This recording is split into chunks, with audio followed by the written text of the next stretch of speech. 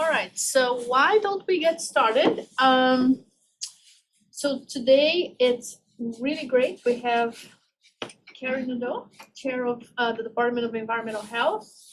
Relatively new, but not so much. But above all, really somebody that works with climate change and is already completely shaking up things here in the school and building an agenda on climate change. So really great to have you here, and we're looking forward to hear your talk. Thank you. It's an honor to be here, actually. When I was a student here, I knew of this amazing department for a long time. And I was across the sidewalk just a little bit. I wish I had gotten a formal degree here, but I took a lot of courses in parasitology and statistics, which is great. It's much more rigorous over here, by the way. And then I did a lot of work in Nicaragua and did work in Chile and did work in Ecuador when I was a medical student. And I really enjoyed the whole perspective of global health.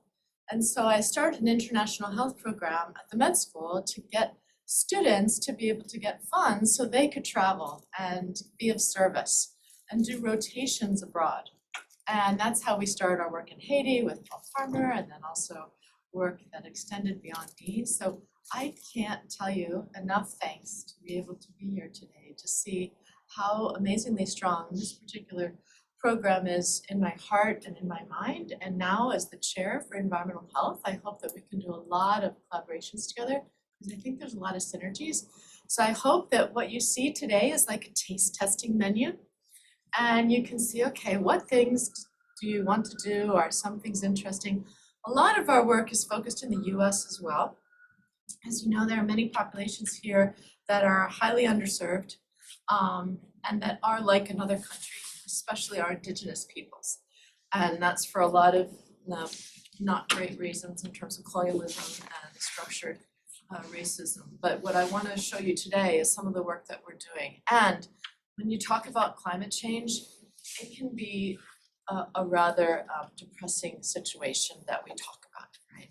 But I also want to offer up some solutions, because we need to, as a community, think about how to deal with this from a perspective of hope and promise. And we, as a community of public health, a perspective of making sure that we don't leave anyone behind. And that includes the whole world. And we have to focus on those that are inequitably exposed first. So I'm really excited about our work together and our mission. And I hope that you'll see that there are a lot of synergies that we can do together. There. So this is a camera inside someone's pharynx here in Boston when the wildfire smoke was coming from Canada this past summer. These are particulate matter that's actually in your throat. And if anyone wants to come to, it's a long distance, but just one floor up, 13th floor.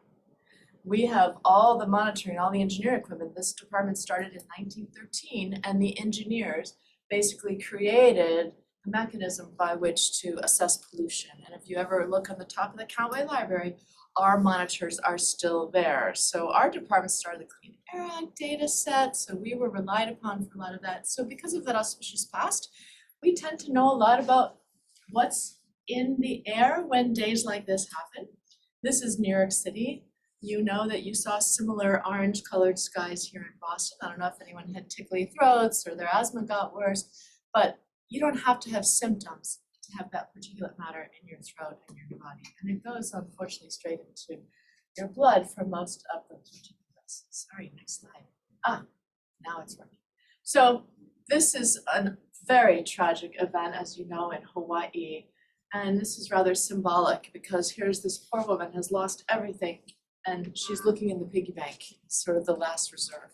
And so this is an example of what people have to suffer from, and especially those where this was such an unfortunate event and tragic, where the community had not been alerted fast enough. Thank you. So I'm just going to say next slide. Is that okay? Yeah. So now let's look at the larger data set. So that was one event in Hawaii that had obviously caused economic issues in one family. But when you look at the overall trend over many years, and this is just the US, for the amount of disasters and severe events that have occurred over time, this was data collected from NOAA, so if anyone wants to go on the NOAA website, they're actually really good, not just the US, but also other countries. So you can see here that as the severe events increase, of course, the price and damage and loss increases. So about $1.5 trillion has been spent over the last decade just on loss and damage alone with these severe events. Now, I don't think, hopefully there's any climate deniers in the room, but it's very hard to be a climate denier when you see this type of trend. I think for public health and as data scientists, when you look at this, we could say, okay, to what extent are these associated with climate change? About 50% of them can be attributed to climate change, and that's been shown by climate scientists. Next slide. So what about health? So when you look at all the different areas that climate change affects the environment and weather, it has either direct or indirect contributions to worsening our health, not just in the acute setting, but also in the chronic setting. So let's just go through these, because I think when you work in your global health environments, and especially in the global south, I'm thinking about those populations that have contributed the least to greenhouse gases, but that unfortunately are targeted the most. These are the types of issues that people are dealing with. And this affects many things like mental health, lung health, kidney health, cognition. Pollution also increases Alzheimer's, and pollution like wildfire smoke is even worse. Extreme heat, increased pollen counts, degraded living situations. I was so glad that Marcia and your group invited me to a very important conference earlier this year in the springtime to talk about global insecurity issues. When you have this struggle for shared resources or the lack thereof, people are going to potentially get into a global conflict, and that affects health, that affects civilians. And can we predict who might have those issues earlier on? Nutrition is a huge issue with drought, heat. That's going to affect the nutrition source of our plants, not only whether or not we actually have the appropriate amounts of food, but also within any given food, there's less vitamins now because of how the environment is affecting the food source. So in the next slide, I'm going to really focus on those that are inequitably exposed. So in our country, we've had a lot of unfortunate red zoning, colonialism, maltreatment of indigenous peoples, and the majority of those living near a toxic waste dump, for example, or near a highway that's a major pollution area in our country are people of color. And the law of eminent domain was used in a way to be able to force people to lose land, and then they were forced to live in other areas. So it's really a shame, but we need to undo those wrongs of the past now. The other people that are inequitably exposed to things like climate change are those already with heart and lung disease. Oftentimes that's the elderly population. Older adults are at increased risk.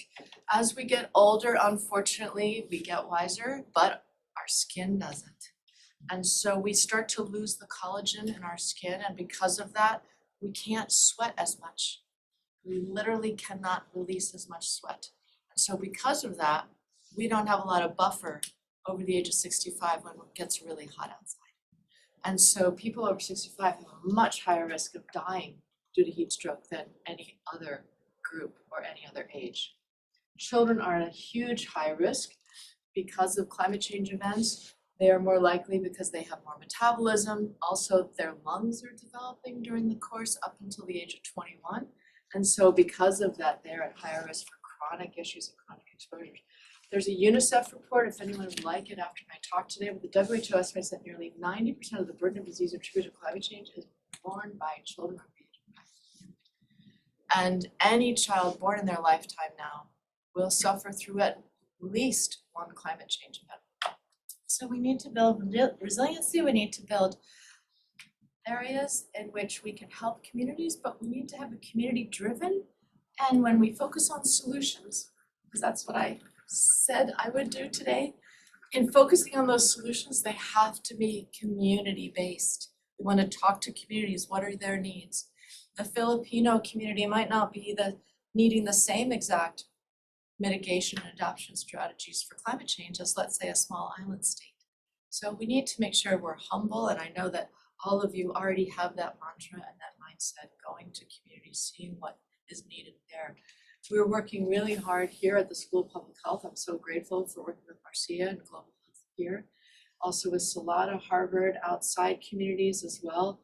Working with the EPA, I'm so grateful to the Inflation Reduction Act because that's given a lot of monies, not to the global south or the globe, but really focused on the US. So if you can get other countries to really focus on this, I think it's important.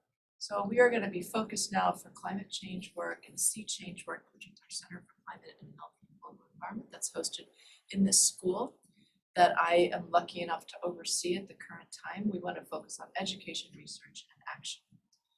And the next slide. So how do we do that? Well, I think we need to use our public health mindset. And as students, as researchers, we really learn how to look at data, how to do research, how to measure it, how to quantify and track. And a lot of the world, a lot of the policymakers need that now. If you're going to have a solution, you want to make sure that it works. There's a very, does anyone know why the right turn on red was created in our country? How many of you use right turn on? It was supposedly used way back when, the 1980s, so that it would reduce diesel exhaust emissions. You could just keep your car going and it wouldn't be stopping, starting. So, and they thought, okay, that's gonna be a great way to reduce pollution. Where are most deaths? In the middle of a large traffic light-ish with red lights, green lights, where pedestrians go. Where do you think the most amount of pedestrians die? What situation? It's the right turn on red. Cars don't see the person. So when we think about solutions and revised policy, we need to make sure we track things and track them in a way that's not biased so that we can collect unintended consequences of a given solution. I'm not saying all solutions for pollution control or for other things are bad. I'm just saying let's be humble and have critical thinking at our backs. And that's, I think, what we can learn from public health. And those are the one things that we can learn from big data sets. Okay, next slide. So now focusing on solutions, we typically talk about them in two major categories. Adaptation, which means we build defenses and prepare for the consequences of climate change. And in public health, that's happening a lot. 5 years ago, many people said, oh, who cares about adaptation? We really need to worry about mitigation. But now we have wildfire smoke coming into Boston. We have New York City getting exposed, Washington, D.C. Now all of a sudden our policymakers are saying, oh wait, tell me what mask to wear. That's adaptation. So we need national adaptation plans, global adaptation plans. That's going on with the WHO right now, but I hope we can all be part of that because now after today's lecture, I hope you can be the messengers and multiply this to others and in your workplace and in your classes. So the next slide. So we've been doing a lot of work on adaptation because in California where we work with immigrant farm workers in the Central Valley. In the Central Valley, 1 out of 3 people do not have a job. The average salary is $30,000 US. Those people cannot move from that area. Oftentimes they're immigrants and they work 4 to 5 jobs in one day. They are struggling to make sure that their families are healthy and they live in some very disconcerting living conditions. And unfortunately, in the state law in California, if you're an immigrant farm worker and if there's wildfires nearby, you have to stay outside picking the strawberries. It's required.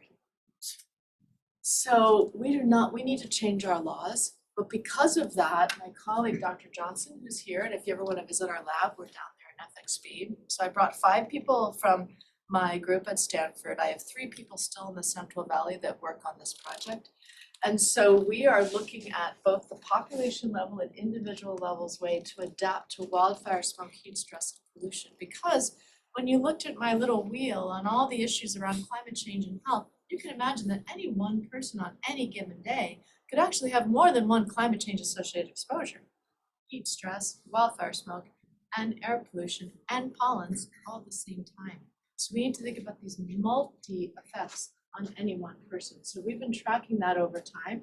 We have a program project grant from the NHLBI on this. We're focusing on solutions. So filters, cooling rooms, what can we offer this community, and then what works and what doesn't, and then track it. Next slide. So what's interesting about this picture? You are all great observers. What do you see? Can you see that? What do you see in the middle? Yeah, exactly. It's an intervention. Exactly. So this is a forest in Oregon. The indigenous community took care of this forest through what we call prescribed fire. Now it's called beneficial fire. This was done by the Forest Service, and they thinned every other tree. This had no treatment whatsoever. This actually was an experiment where the native indigenous communities worked with the Forest Service to be able to thin the trees. Every other tree was taken for lumber. But then they also took the kindling on the bottom of the forest floor and taught the forest management, the wildfire fighters, how to burn the floor so that it didn't get too bad, so that it didn't become severe, but that they were able to create a resiliency. They were able to build an adaptation plan for climate change. And when the unfortunate event of a wildfire ripped through this forest, this was protected. So that just kind of tells you the thousands of years of knowledge on indigenous community can really help us now. And now we're bringing it back into our way of learning. Unfortunately, and I'll just ask the audience, how fast does a wildfire burn, for example, in an area where there was previously no treatment or forest management, which is most of our forests here in the US and in Canada. Most of our forests have had no treatment. So how fast does a wildfire burn if you don't cut down every other tree or if you don't reduce the kindling in the forest? It burns at about 1 football field a second. You cannot escape. So that's why with the intensity of the fuel, you're also having more severe wildfires. They actually are making their own tornadoes now, and that really increases wildfire smoke in the air. So we need to think about this. But up to that point, the western part of our country had no laws in the books about allowing for beneficial fire to occur. In fact, they had banned it for the most part. They had restricted days of beneficial fire that you could actually burn some of the forests and treat them. So we went to them and said, okay, what would it take to change your mind? So we went to the California Air Resources Board. We said, what would it take? What data? So we talked to the policymakers and they said, well, we really need research on, is a prescribed burn as dangerous to the human body as a wildfire? So we said, okay, we can actually get that data because we live in the Central Valley and we've had wildfires in Yosemite. And if anyone's ever been in Yosemite, you know that smoke is intense and it actually goes eastward so that it actually then covers this community in the Central Valley 100 days of the year. It's a lot of wildfire smoke down. But on the days that there wasn't wildfire, we actually knew when there was a prescribed burn nearby. And so we looked at the maps, we actually calculated how much smoke was in the air. And if you go to the next slide, thanks to a lot of EPA collaborations, you can see that compared to a prescribed burn, we were able to show that a wildfire had increased smoke. And you could imagine that would be true, but no one had given the California Resources Board the data. Now we have data. This is a small study. This is not a lot of people, but this is the only one right now. If anyone's interested, I'm happy to do more. Then we also collected their blood, and because I'm an immunologist, I wanted to understand to what degree inhaling that smoke potentially inflamed your body and reduced your ability to fight infection, for example. This was right before COVID. So we got all their blood, and you can see, interestingly enough, the prescribed burn, for which people actually are told to leave their homes ahead of time, so they kind of can leave and not worry about a wildfire that's burning so fast, and it's controlled. That's for a good reason. You need the right personnel to control it. But in that, you can see that even their immune system parameters were almost the same as the control group. So we're excited about this data. And if you go to the next slide, again, it's a small study. I would say really carefully when this came up to the Biden administration, the EPA, and we were involved in showing that prescribed burns or beneficial fire was helpful. We were able to show that data. That was a public health oriented approach on a small data set, but it helped change policy. So this policy just came out this past year. We were able to show them that prescribed burns were helpful and not harmful to human health. And in fact, you really have to look at weighting pros and cons when you think about how to do adaptation. Nothing's perfect, but at least there are some better solutions than others. Next slide.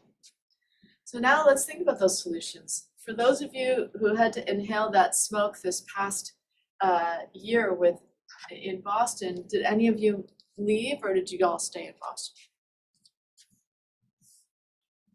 Stay? Okay. Well, when you're in the middle of the Central Valley and you're being asked to continue to work and you can't even possibly evacuate even though the sky is full of smoke and your children are having asthma, it's really a big problem.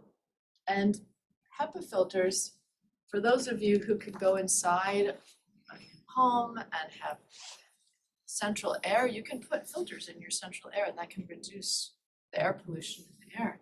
But not everyone can afford them. Not everyone can stay indoors and not everyone can wear a face mask. When N95s were given to us for COVID, how many N95s were there for children right off the bat? Does anyone know? None. There was not an N95 mask made for younger children and it wasn't fitted right. So then 3M had to come up with a really good engineering way to make N95 masks for children. So now they exist, but again, they're not perfect and you can still inhale organic compounds. Next slide. So I just want to show you this data. So if people do ask you during the holidays, hey, how well does the mask work? And what happens when there's pollution outside? Wear an N95 mask, that's the pink line. You can see a surgical mask or a bandana, which a lot of our firefighters wear, it does not work at all to prevent air pollution exposure. Importantly, when you think about filters for your homes, and this is a lot of work by Joe Allen in our Healthy Buildings group in the Environmental Health Department, get one that's over 13 or more, then you have to change it. Now, we're lucky that we have it. In the next slide, not all families have access to an air filter. So what we did was we went to the governor's office and pushed the governor's office to give free air filters to communities, especially underserved communities. And so now we're tracking that. So if anyone is interested, we're tracking the uptake of these air filters, how well they're working and how well they might not be working and how we can do better. Next slide. So let's talk about the glow. I'm really excited that coming here this past year, we've been working on cooling sidewalks, paint and heat pumps. Thanks to Marcia, I was able to connect with Wi-Fi, and we now hopefully will think about a grant in Burkina Faso and South Africa, and I'm working with another group in Tanzania on some of these really important elements around the globe. So I always want to collaborate and include people, so if anyone's interested, please let us know. And importantly, we really want to do more education, because so much of building resiliency and planning is about communicating with the communities what they need to know, but making sure that we're humble and asking them, what is it that you want to know, so that we can try to help. So one of the things that the communities in California, as well as Bangladesh and Turkey, for example, that were in recent disasters, Sachit Balsari and Caroline Bucky now have a grant from Salada Institute because they developed these programs to be able to look at mobility data and to look at data to create alert systems, because part of resilience building before climate change is to actually know when that heat wave might happen or know when wildfire might happen, and letting the community know ahead of time, okay, please leave, or you're at high risk for a wildfire, so please just evacuate now. So that's what Sachit and Caroline are doing now.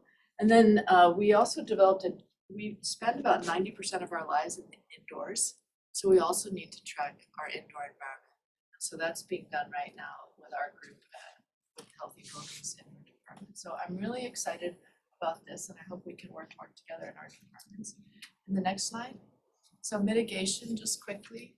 I want to just talk about how can we be part of the movement to slow down the warming of the atmosphere. And I think because you are global health, you have so much leverage and so much clout to help policy change, and I'm excited about talking about that today. Next. So when we talk about global health and planetary health, our health is inextricably related to the health of the planet. And really, climate change has no boundaries. You can draw these boundaries around the world, but unfortunately wildfire smoke, for example, circumnavigates the world within 4 days. There's no safe distance. So we have to think about how to create solutions, how we can sustain this planet. Our planet will last beyond us, but we need to stay here. And we want to stay here for our children and beyond that. So we're trying to focus on nature-based solutions as well, because all of these things are integrated with who we are as living on this planet. So in the next slide, just talk about how important that is. Climate change can lead to biodiversity loss, which makes things worse for that nature-based solution to occur. We talked about deforestation, we talked about land management. All this needs to be thought of really carefully as we think about our contributions to the planet. In the next slide. So the WHO has put this whole concept of our planet, our health. I'm sure many of you are aware. We have a group of climate and health students here at Harvard Chan, and if any of you are interested, it's called the Sea Change Ambassador Group. So Marcia and I did work in orientation for the first years coming to the public health school, and if anyone's interested, we have a whole group of really excited students to be able to work among all of our departments to think about climate and health. And we want to get people out there, advocate for you, and get you involved in research. So whatever we can do, we also want to create internships with the World Health Organization if people are interested, because those exist now. Next slide. So how about biodiversity? Why is planetary health so important? Well, this is really instructive data. So this group, led by Michelle Bell at Yale, looked at North America, Europe, and East Asia, and looked at specific cities, and looked at this quote-unquote variable of greenness. And I won't go into all the data, but they looked at the temperature-mortality relationship by differential green space. And I know it seems obvious, but it's always good to have the data to test that hypothesis. And so here you can see that the relative risk ratio is much less when you have a higher amount of green space compared to a lower amount of green space in terms of the temperature reduction. So that's helpful in terms of mortality. But now let's go to the next slide, because this was another study that was published in Lancet this year. And so they looked at cities in and across Europe. And you can see, okay, Oslo, a little north, you're not going to have too many preventable deaths when it comes to tree coverage and tree canopy. But if you increase the tree cover by 30%, you reduce heat-related deaths and stroke by 30%. You also prevent 1/3 premature deaths. And I'm sure there are chronic diseases as well that you might be able to follow. But it's really interesting because, especially with urban heat islands being a sink for increased temperatures, this is another way to think about how to increase biodiversity and decrease heat. Next slide. But not only is biodiversity important for carbon sequestration and reducing heat, but it's also great for our minds. So as we think about mental health and going out there and walking in the Arboretum, which I hope you all take advantage of here in Boston, it also has been shown to increase cognition. This is a study that was done in Melbourne, and then also give people, individual people, more resiliency when it comes to dealing with climate change. So we want to be able to help. It's not just staring at a green wall. It's not being in a green room. It's actually being in nature. Next slide. So we've been working a lot on education. I'm excited that Marcia and I are working on a curriculum, as well as other departments with our colleague Gaurav Basu, to be able to think about how do we create the best curriculum here at the Harvard Chan School for Climate and Sustainability as an interdisciplinary concentration. In the meantime, the WHO has put an academy together for community health workers to think about climate and health in this whole concept of our planet, our health, and again, working with communities. If anyone's interested, they can go to the WHO website and look at all the case studies coming out of the Global South where communities are driving solutions, and they're doing an amazing job. So you can do a lot to learn. Next slide. So one community that's meeting right now is our policy community in the Conference of the Parties. How many of you have been watching the news in Dubai? So what's happening in Dubai, and I hope many of us can go next year, it'll be in Santiago actually. It's the 28th COP. We've been doing this for 28 years. which we need to do better. And this COP, for the first time, was committed to the milestone of climate and health. Thank goodness. Up until 2016, it wasn't even mentioned. Health and climate weren't mentioned. Now they are. Now people know that there's direct contributions of climate change and health and public health. What they've done so far is to commit $1 billion to focus on low to middle income countries. Great, but that's not enough. They've signed a document to say that they all care about climate and health. Okay, great, but there's no binding legally to it. But I'm glad symbolically they signed. That's better than no one signing. There's 125 countries that signed so far. India was absent. I hope that they can sign that. But as we think about how we can be better at our own selves doing research and education, but we also can, as a system, be better at modeling greenhouse gas emissions in a way to decrease greenhouse gas emissions and increase renewable energy. So here we are in our area. How many hospitals are just in 6 blocks here? Anyone? Yeah. How many colleges and universities? 8. It's like crazy, exactly, in this little tiny space.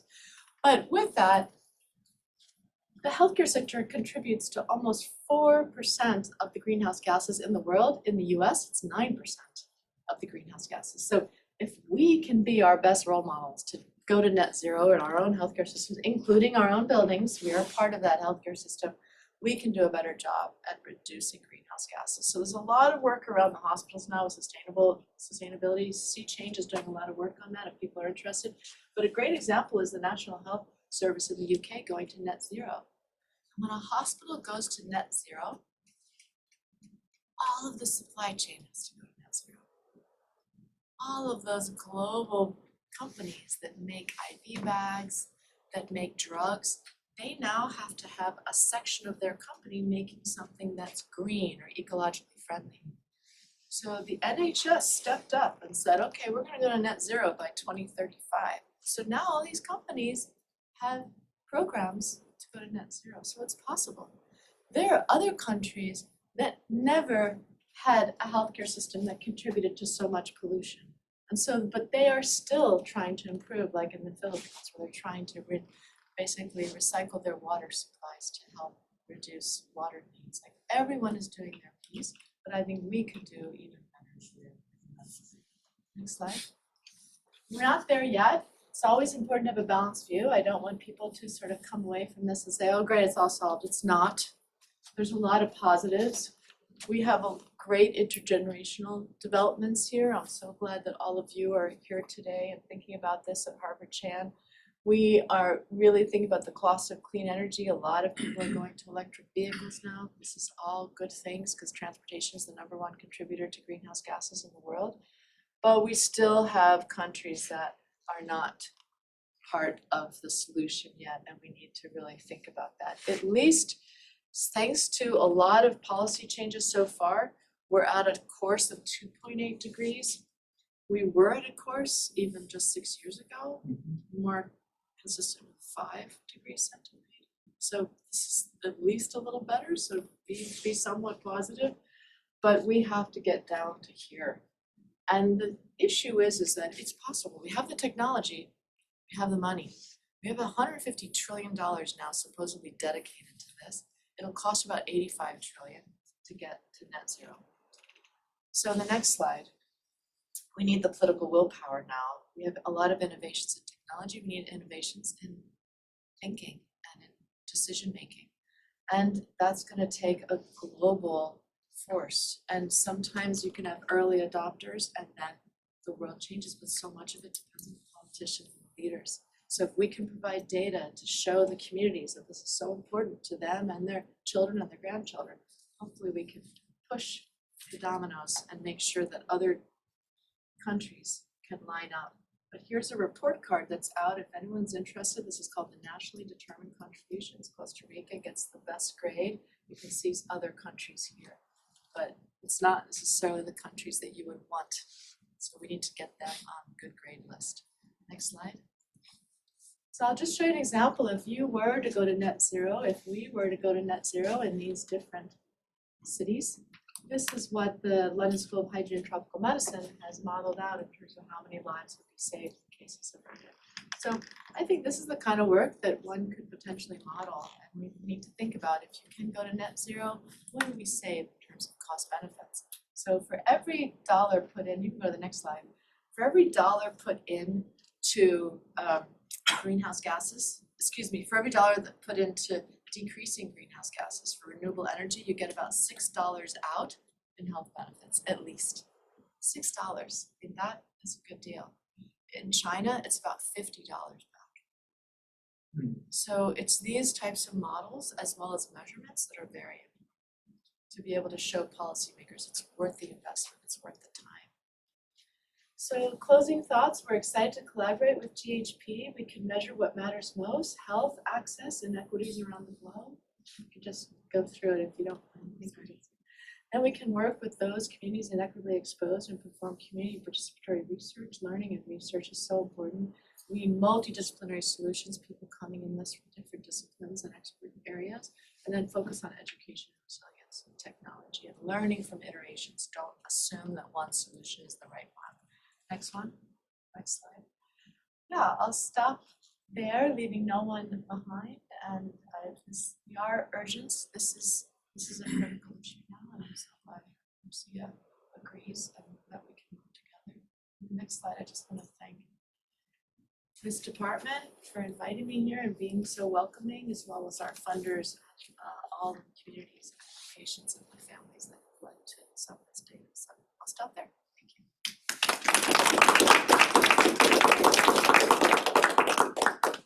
Thank you, Kari.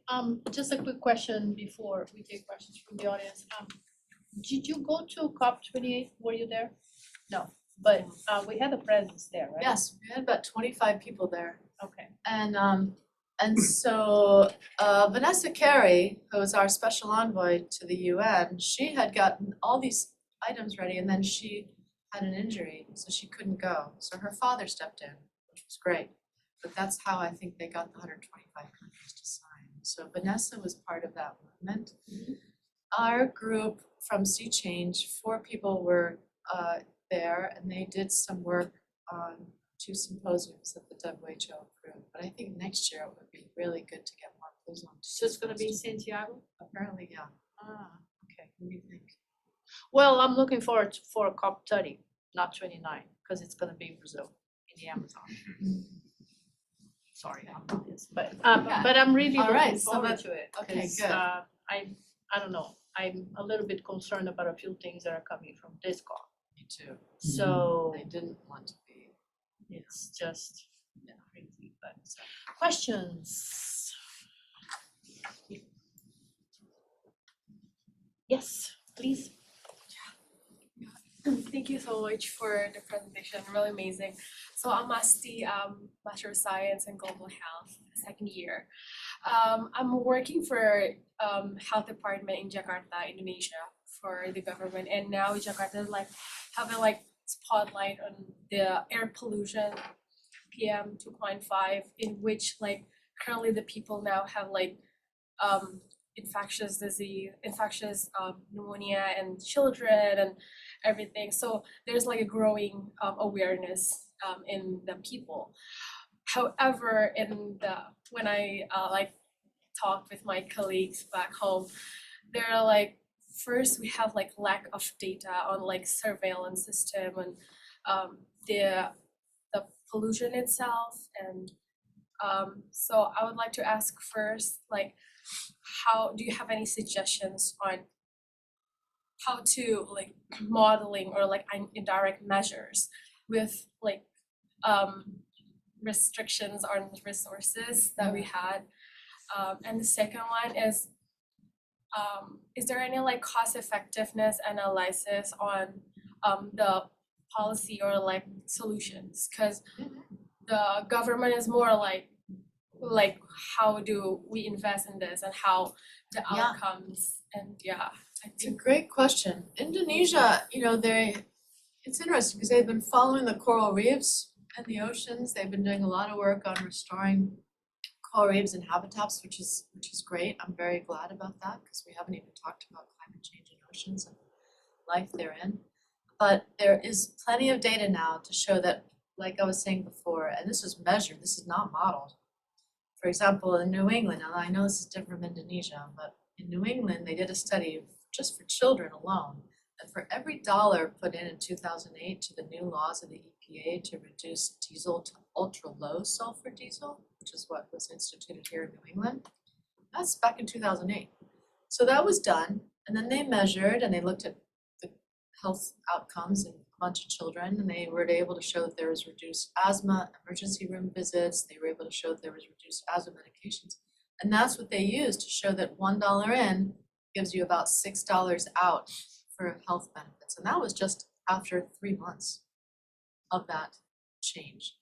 So I can't help but believe that if we were actually to go to electric transportation and to really reduce emissions and to potentially cut back on a lot of the burning that happens, man-made burning that happens throughout the world. And Indonesia is not the only country that does that, right? I want to make sure we don't focus on given one country. And it's hard because there's also an economy that's associated with this, so we need to think carefully and help countries. But if you can reduce burning and you can increase electric vehicles, like just think about the cost savings. So people have modeled that out. And if you're interested, Ernani, Chama is actually from Brazil, has done that benefit cost analysis recently for China and areas of South Asia to look at that. So if you're interested, Ernani has done that now, because what we're trying to do is look at that benefit cost analysis, and Lisa Robinson and Jim Hammett here in the School of Public Health are working on an approach to the World Bank to how to give policymakers that benefit cost analysis. So they're working throughout the world to think about how to give people that equation. But it's not too hard to get that equation now, because we know that for every change in 10 micrograms per meters cubed of pollution, which we measure in PM2.5, you get about a 1% increase in mortality. So people are now constructing equations of the opposite. If you could reduce, then you can potentially save lives. It's not perfect, but it's the best we have. In terms of monitors, it is really hard. For example, Kenya, they say they have one monitor in Nairobi in the whole country. So you can only change things if you can measure it. You can only measure it if you have the right equipment. And that equipment in Nairobi is like out 50% of the time. So hopefully governments will get more devices to monitor. So when I was at the WHO, we worked really hard to figure out which countries had which devices, how can we share, how can we get better satellite data, for example, and not depend on countries that have little resources to collect the pollution. Does that answer your question? Sorry, that was a long answer. Thank you. Okay. So while we wait for another question, let me follow up with one. So I like the idea of measuring things with a dollar figure, because sometimes that's the only way to get people's attention. But is that enough to move the needle? And again, let's look at COP28. President of China and the US, they didn't go there. I know. So is this enough to Yeah. change people's mind if what the major goal they have is growth? Yeah. And I know you probably don't have the answer, but that's the big Yeah. problem we have. Well, exactly. And I agree with you. Like, we have to talk to the policymakers and say, what's going to change your mind, right? What is it? And I do a lot of work now with the government folks at the Kennedy School to say, well, what does your research say? What do policymakers need? So right now, the policymakers that we're interacting with for the Biden administration and the Massachusetts government, as well as here in Boston, they want the benefit cost analysis. They want that money saving. So they want that. And it is interesting. And you guys remember this man, Joe Manchin? He was like the senator that was holding up the IRA. Mhm. Do you know what switched his idea? Do you know what allowed him to move towards supporting the IRA? The fact that black lung disease happens in coal miners, which is part of his state, and that by reducing the emissions and by reducing coal sources, he would be able to reduce black lung disease in his constituencies. And so that also was a play. That also was a message, that deep compassion to make sure that someone doesn't suffer from the disease. So I don't know, like your question is good, maybe each policymaker is a little bit different, but it seems like health is important and generations to come is important. With the way that, you all know that there was a very famous conference called the Montreal Protocol. And so that was way back in the 80s when they were reducing chlorofluorocarbons in the air, and at that point, I never used it, but a lot of people used hairspray. It was the 80s, so please forgive us. But in using chlorofluorocarbons, it was also putting a hole in now ozone down in the land level or the troposphere is actually bad, but losing ozone in the stratosphere is bad, because losing it allows UV light to come through. So all these leaders came together and they all discussed the science, and no one could know if the science was real or not, and they all just argued and argued. And what the late George Schultz told me as to how they all got around the table and agreed on chlorofluorocarbons being taken off and being prohibited around the world was the fact that George Schultz asked everyone, I don't know if it's a true story, but just bear with me. He asked everyone, if it's even possible and you care about your grandchildren, why would you not vote to stop chlorofluorocarbons, given that there's an alternative? So that was the rub, that in that specific negotiation, there was an alternative to use that was better. We really have to work hard. This is a much more complicated issue than climate change, but it seems like money matters, health matters, and next generation matters. And those are like the top 3 reasons policymakers are changing their mind now. I don't know, no one's really studied that, Marcia, so it's a great question. Hello. I'm curious about your view on sustainable sources of energy in the near future. I've been reading about investments on nuclear fusion, mainly by Sam Altman, and how it relates to the future of AI and stuff like that. Yeah. What's your take on that? My view is not feeling based. I don't like to have views based on emotions or feelings. I want it to be based on data. And I have to be honest, in all humility, I haven't reviewed the data on the small nuclear reactors because people are saying as nuclear scientists that might be better than the larger ones to reduce the complications of nuclear power. I lived in Switzerland for a year right near a nuclear power plant. A lot of that country is powered by nuclear power. So I lived in it, right? But I know now an environmental health perspective that we need to do more research in it. But yet it is a clean energy source. I do worry about fracking. I do worry about a lot of the issues around fracking in communities that live near fracking zones and that are being radiated, and then also all these gases are going into the air and also contaminants in the water supply. So these are the things that I would just say right now we have to stop. But there are other renewable energy sources, solar and wind, that are now getting much cheaper. We just have to make sure that the power companies give us that information. Yeah, sorry, you had a question. Oh, yes. So one thing you had been mentioning that there are these policy interventions where you measure the health costs or the health benefits of the decreases in like asthma, and asthma attacks or in the emergency rooms.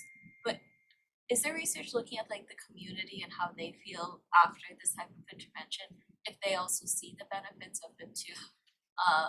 Because I feel like you can do all of the cost benefit analysis, which I think is great. We should always put a dollar amount on things. But if people, I feel like now there's a lot of like, they don't see the impact. Exactly, that's exactly right. Those quality of life questionnaires, mental health questionnaires, like when a hospital goes green, why not ask their employees, do they feel better, right? Do they feel better they're contributing to a better future? Not just for themselves, but for others. Like, so yes, more and more people are getting those questionnaires moving forward. We are in and around here, just the medical area and the universities and colleges around here, we can be a living lab, right? Many of these things are changing as we live every day here within New England. We can actually ask those questions. So yes, people are looking at that. We just did this P20 with WFI and others across the environmental health department and then others in the school, and that was one of the key questions that we're gonna ask. But you're right, we've gotta go back to the community and say, did this matter to you? Because otherwise, there's never gonna be community will to change either. What are the specific education interventions you see as most effective? Because the way I see it sometimes is that people almost have to experience climate emergency before they wake up, or even if they do experience them, sometimes they're still contributing it to something else. So like, what are the specific things that could be done?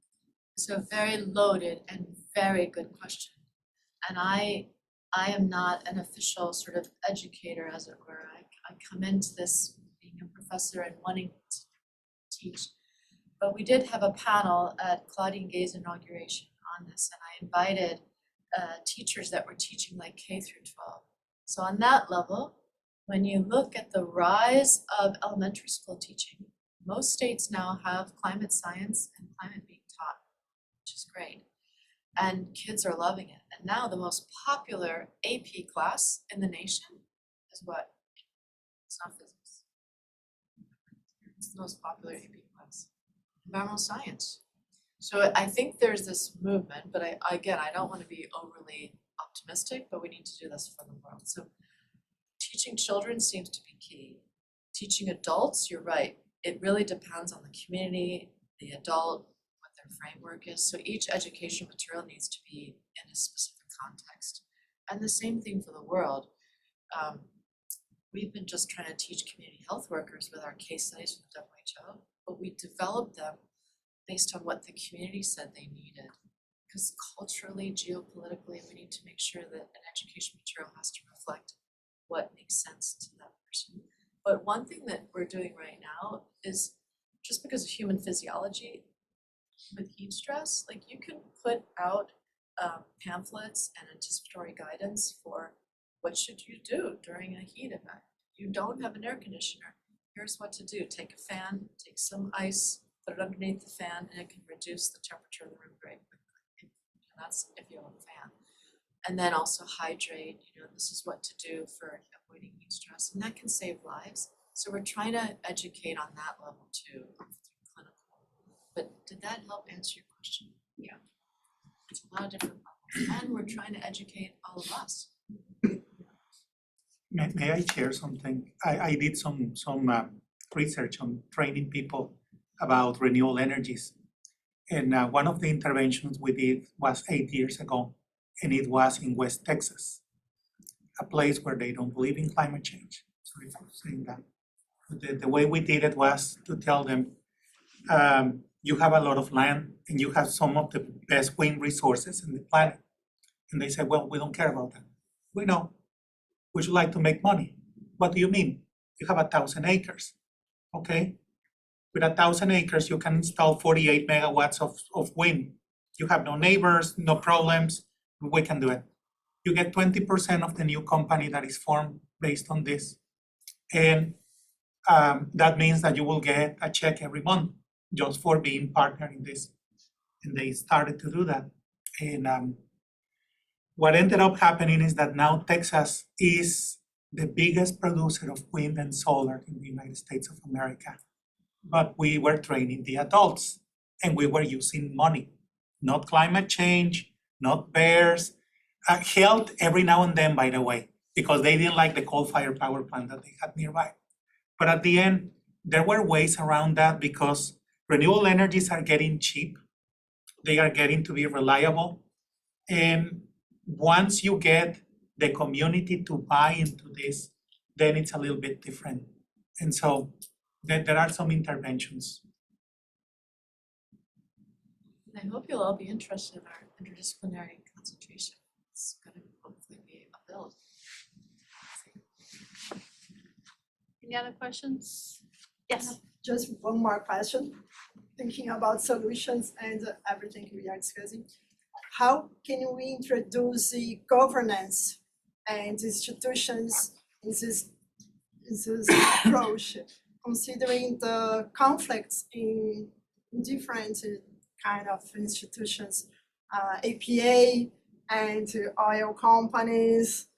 How improve Yeah. governance in Yeah. this scenario? Yes, it's this mid-transition, this is a really critical area, right? And in our world, we've dealt with transitions, we had to go from horse to car. We had to deal with no computers to computers, right? So, but this is gonna be more complex. And there are competing interests. And so we need to work, a lot of people have thought of this much more than I, and you could probably have an entire course in this for years, PhD in fact. But I do know the Harvard Kennedy School has thought about this a lot in terms of how do you get businesses to change their mind? What does it take? What incentives do you create? And if any of you are interested, there's a great program called En-ROADS, EN-ROADS. And it's a simulator that you can go online, MIT created it, I don't know if any of you have looked at it, and it's based on data. So it's EN-ROADS. And so you can go online and for each country you can sort of change if you carbon tax, if you deforest, if you reforest, if you reduce your transportation to electric vehicles, what's gonna get our world down to 1.5 degrees centigrade? And you would be surprised. You think that by changing one, that's gonna be the solution, but it's not. You see how you need to change everything and get industry to be taxed. So the best way to affect industry is to tax them.